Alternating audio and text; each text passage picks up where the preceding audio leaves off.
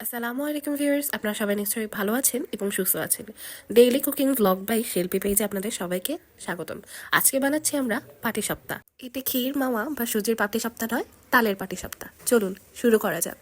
প্রথমে আমরা একটি হাঁড়িতে 1 কাপ তাল, 4 চামচ সুজি এবং 1 চিমটি লবণ দিব। এরপর আমরা চলে আসব পাটিসাপটার ব্যাটার তৈরিতে। আমি 2 কাপ চালের আটা এবং 1 কাপ আটা ব্যবহার করব। ঠিক তারপর ব্যবহার করব 1 চামচ লবণ এবং সেটি ভালো মতন মেখে নিয়ে তার উপর সামান্য পরিমাণে গরম সেরকম পানি অল্প অল্প করে মেশাতে থাকবো। অল্প অল্প করে মেশালে ব্যাটারটি স্মুথ এবং ভালো হবে। ব্যাটারটি যখন এরকম স্মুথ হয়ে যাবে আর এরকম হবে, তখনই বুঝে নিতে লাগবে পাটিসাপটার ব্যাটার হয়ে গেছে। এরপর ঢাকনা দিয়ে রেখে দিলাম। আরেক সাইডে সেই তাল ও সুজির হাঁড়িতে পর্যাপ্ত পরিমাণে দুধ দিতে লাগবে, 1 কাপের মতো। ঠিক তারপর গ্যাসটি ওপেন করে সুন্দরভাবে নেড়ে চেড়ে নিতে লাগবে।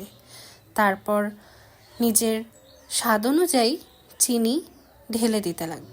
ভালো মতন নেড়ে চেড়ে নিলে ঠিক এরকম হওয়ার পর বুঝে নেবেন আপনার তালের সুজি হয়ে গেছে। ঠিক এরপর ফ্রাইং প্যানে আলতো হাতে অল্প করে তেল লাগিয়ে নিয়ে ওই যে আটার ব্যাটারটি রয়েছে সেটি ওখানে ঢেলে দিতে লাগবে অল্প অল্প করে, 1 চামচের মতন।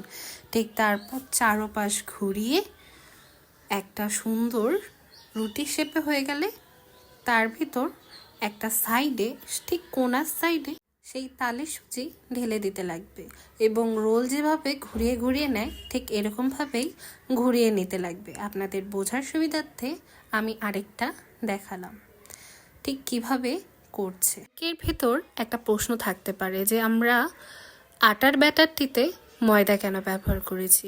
ময়দা ব্যবহার করলে এই যে দেখুন সফট হয়েছে পাটিসাপটাটাই ঠিক এরকম হবে।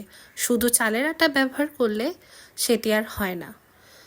আর আটার ব্যাটারটা তৈরি করার সময় আমাদের হালকা, যেটা হাতে ধরা যায়, ঠিক এরকম গরম পানি ব্যবহার করে নিতে লাগবে।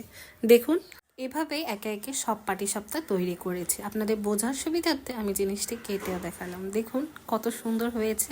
ভিডিওটি ভালো লাগলে লাইক, কমেন্ট এবং শেয়ার করবেন।